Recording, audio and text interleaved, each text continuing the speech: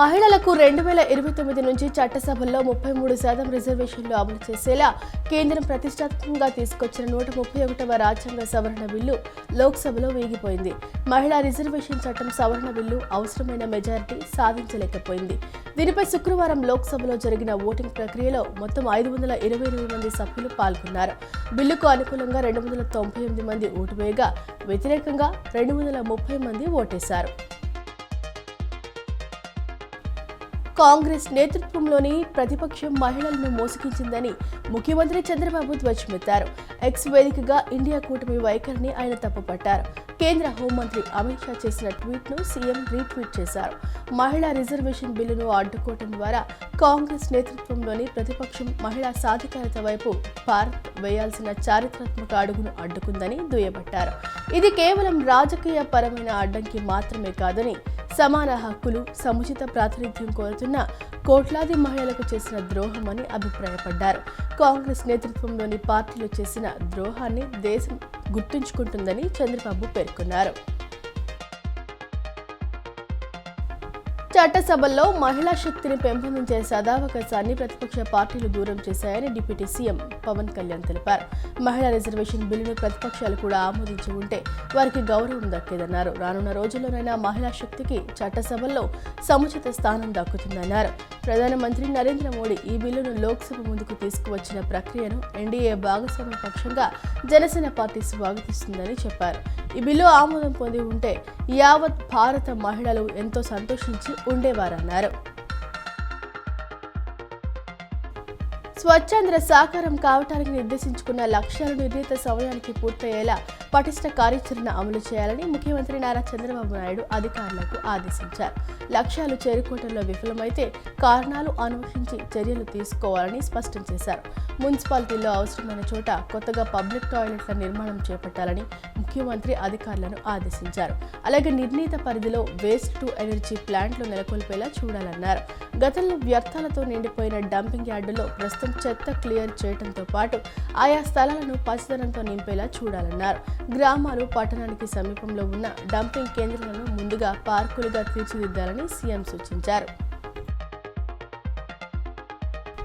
హజ్ యాత్రికుల ప్రయాణం సాఫీగా, సురక్షితంగా సాగేందుకు అవసరమైన అన్ని ఏర్పాట్లను సమగ్రంగా పూర్తి చేసి సిద్ధంగా ఉండాలని మైనార్టీ సంక్షేమ శాఖ మంత్రి ఎన్ఎండి ఫారూక్ అధికారులను ఆదేశించారు. ముఖ్యమంత్రి చంద్రబాబు మైనార్టీల సంక్షేమానికి ఎంతో ప్రాముఖ్యం అందిస్తున్నారని, పవిత్ర హజ్ యాత్రకు రాష్ట్రం నుంచి ఈ ఏడాది 2025 మంది హజ్ యాత్రికులు వివిధ ఎంబార్కేషన్ పాయింట్ల నుండి పవిత్ర మక్కా, మదీనా యాత్రకు ప్రయాణం సాగించనున్నారన్నారు.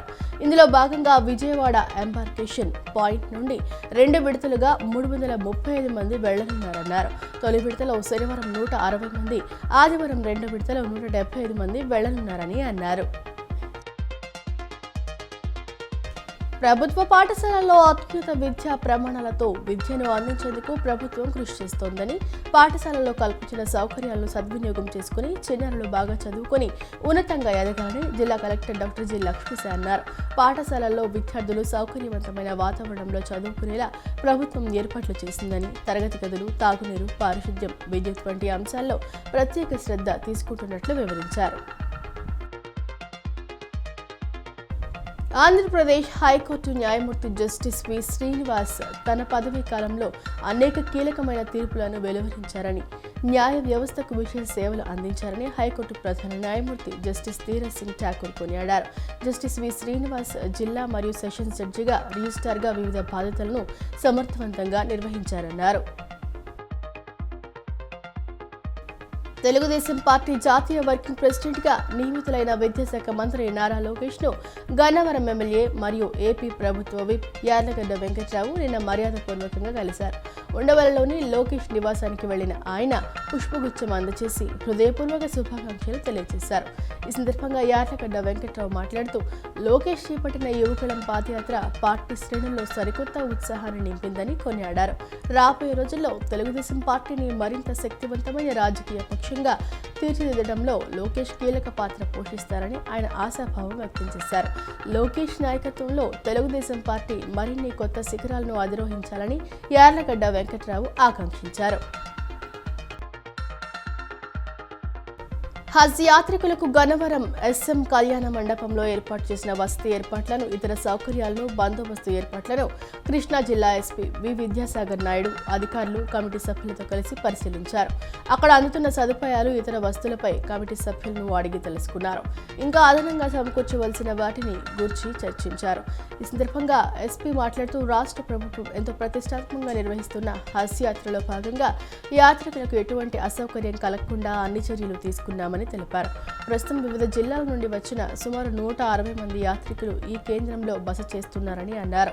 ఈ యాత్ర చేసేవారే కాకుండా వారి కుటుంబ సభ్యులు కూడా బస చేయనున్నారని, మొత్తం 335 మంది యాత్రికులు 2 విడతలుగా ఇక్కడి నుంచి ప్రయాణం చేయనున్నారని వివరించారు.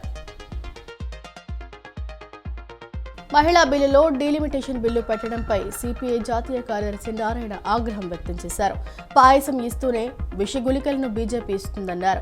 మహిళా బిల్లును అడ్డం పెట్టుకుని బీజేపీ బ్లాక్మెయిల్ చేస్తోందని చెప్పారు. పాయసం ఇస్తూనే విషగుళికలు ఇచ్చి 2 కలిపి తాగండి అనే పద్ధతిలో బీజేపీ వ్యవహరిస్తోందన్నారు. నీతి నియమం మోదీ గవర్నమెంట్లో లేవని విమర్శించారు. భక్తులకు రుచికరమైన, శుచికరమైన అన్నప్రసాదం అందించడమే ప్రభుత్వ లక్ష్యమని దేవాదాయ శాఖ ex officio secretary doctor M Harijawahar Lal తెలిపారు. అన్నప్రసాద వితరణ ప్రాంతంలో పరిశుభ్రమైన, ఆరోగ్యకరమైన వాతావరణం ఉండాలని ఆదేశించారు. వంటశాలలో నిరంతరం పరిశుభ్రత పాటించాలని సూచించారు. భక్తుల సౌకర్యార్థం అన్నదాన కార్యక్రమాన్ని మరింత పటిష్టంగా, భక్తులు మెచ్చుకునేలా నిర్వహించాలని ఈ సందర్భంగా దిశానిర్దేశం చేశారు. అమరావతి రాజధాని ప్రాంతంలో హైరైజ్ బిల్డింగ్స్ రానున్న నేపథ్యంలో అగ్ని ప్రమాదాల నివారణకు ఇంటిగ్రేటెడ్ అర్బన్ ప్లానింగ్ రూపొందించనున్నట్లు ఫైర్ డీసీపీ వెంకటరమణ తెలియజేశారు. రాష్ట్రంలో అగ్ని ప్రమాదాల నివారణకు, ప్రాణ ఆస్తి నష్ట నివారణకు అగ్నిమాపక శాఖ ఎంతగానో కృషి చేస్తోందని తెలిపారు. అగ్ని ప్రమాదాల పట్ల ప్రజల్లో మరింత అవగాహన తీసుకువచ్చేందుకు fire and security association of India సంయుక్త ఆధ్వర్యంలో అవగాహన కార్యక్రమాలు నిర్వహిస్తామని ఆయన తెలియజేశారు. త్వరలో విశాఖపట్నంలో రీజనల్ ట్రైనింగ్ సెంటర్ ఏర్పాటుకు కృషి చేస్తామని ఆయన హామీ ఇచ్చారు. రాయనపాడు చెరువును ఆక్రమణకు గురికాకుండా పరిరక్షించాలని సిపిఐ రాష్ట్ర కార్యదర్శి వర్గ సభ్యులు మరియు ఎన్టీఆర్ జిల్లా కార్యదర్శి ధోనిపూడి శంకర్ రాష్ట్ర ప్రభుత్వాన్ని డిమాండ్ చేశారు. తరతరాలుగా ఆయకట్టు రైతులకు మరియు చెరువు ఆధారంగా ఏర్పడిన స్థానిక దళిత మత్స్య సొసైటీ సభ్యులకు జీవనాధారంగా ఉన్న ఈ చెరువును ఆక్రమణ గురికాకుండా చర్యలు తీసుకోవాలని రాష్ట్ర ప్రభుత్వానికి విజ్ఞప్తి చేశారు. మన ఘనమైన వారసత్వాన్ని కాపాడుకుంటూ బలమైన భవిష్యత్తును నిర్మించే ప్రయత్నంలో భాగంగా వినూత్న కార్యాచరణతో వారసత్వానికి పట్టం కట్టేలా వివిధ కార్యక్రమాలను రూపొందించింది ఎన్టీఆర్ జిల్లా యంత్రాంగం. చారిత్రక స్థలమైన కొండపల్లి కిల్లా, శతాబ్దాల చరిత్ర కలిగిన కొండపల్లి బొమ్మల ఖ్యాతిని ప్రపంచానికి చాటేలా ఉత్సవాన్ని నిర్వహిస్తున్నారు. ఇది కేవలం ఒక వేడుక మాత్రమే కాదు, 4 శతాబ్దాల చరిత్ర నేటి తరం కళ్ల ముందు కదలాడనుంది. నేడు ప్రపంచ వారసత్వ దినోత్సవ సందర్భంగా ఎన్టీఆర్ జిల్లా యంత్రాంగం, పర్యాటక శాఖ సంయుక్తంగా కొండపల్లి కోట దిగువన నేటి నుంచి 3 రోజుల పాటు ఈ పండుగను నిర్వహించనుంది.